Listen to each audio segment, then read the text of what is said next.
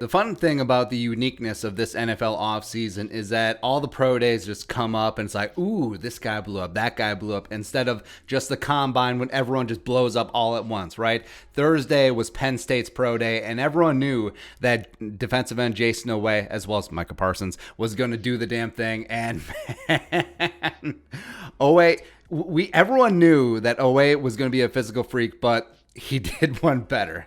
It's amazing. He ran a 4.36 40, which would have broken the NFL combine record for edge rushers held by Montez Sweat. And then social media flipped out. Oh, is Jayson Oweh defensive end number one now? I'll hang up and listen.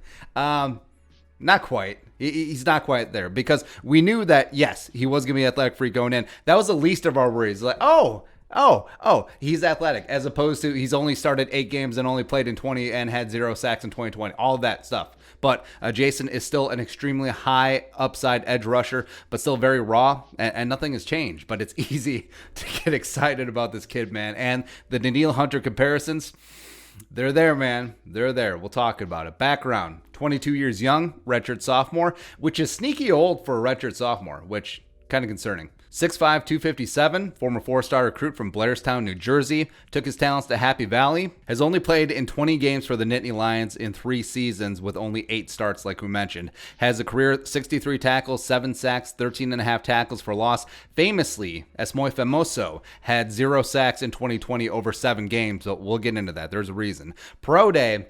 So here's why it's easy to make the Danielle Hunter comps. Similar height, similar size, similar length, but similar speed. And man, it's amazing when someone can out physical freak Danielle. Danielle only has him in the bench, but that's whatever. And add in Danielle was also a strong side defensive end who played the run well and had limited college sack production. Danielle famously had 4.5 at LSU. And everyone makes a big deal, like we mentioned, about the goose egg D'Angelo Russell sacks in 2020. But we've said that there's a bit of puck luck when it comes to sacks. Sometimes you get the pressure, you're right there for the quarterback, and then he skips out, and then the other guy just who's trailing or getting secondary or tertiary pressure, he gets a sack and he's the hero. He must be better.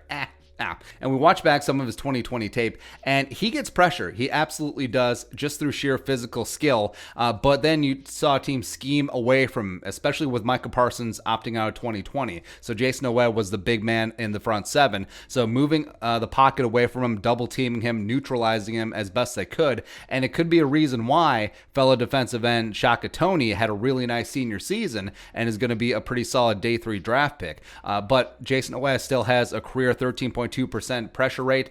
For comparison, Danielle's NFL pressure rate is 13.44%, and Oweh was also the second highest graded PFF run defending edge player in the country at 89.7 in 2020. Plus, he's a toolsy player. There's a lot to like. Length, long, dynamic athlete, raw, still developing his game, and the pro comp of Danielle Hunter or a JPP is certainly there. Problem is, for the Vikings, I think that 14 is still too high for him. Even after that monstrous pro day, I think he's still firmly a late first round, high-end second round type guy. Oweh is 7th on our edge rusher big board behind FU, Pay Me, Azeez Ojulari, Rousseau, Phillips, Boogie, as well as Joe Tryon. But it's like getting in early on a stock before it blows up. It's like buying Amazon when Bezos was selling books online. I mean, there's a reason why it's cheap, because it's unknown, it's unproven, but there's a reason why it gets expensive after it's a proven winner. Like Jayson Oweh could have come back to Penn State in 2021, posted 16.5 sacks, and then been a top 5 pick in 2022. He has that potential. He certainly does. But I think there's going to be too much talent on the board at 14 for the Vikings to justify just sticking and picking and taking away. But if the Vikings do manage to trade down, which remember is not a given, I think Oweh would be a really nice option. Or if they trade back into the back end of the first round and snagging him after potentially getting a guy like Darrisaw or AVT, sexy. That would be sex amazeballs. But overall, I like Jayson Oweh a lot. Screw the 0 sacks. We went through the reasons why. Has a nice pressure rate, has a high motor, and already plays well against the run. So what's not to like? I think that if the Vikings did find a way to add him to this defensive front 7, he would be great as a rotational pass rusher to start. I think that his frame certainly does lend itself to adding more size, adding more strength to be able to hold up at the point of attack in the National Football League. And him and Danielle Hunter, if you kept Danielle and not replacing Danielle, God, that would be an amazing edge rushing group. Plus, you add in DJ Wonnum and Stephen Weatherly. Let's go.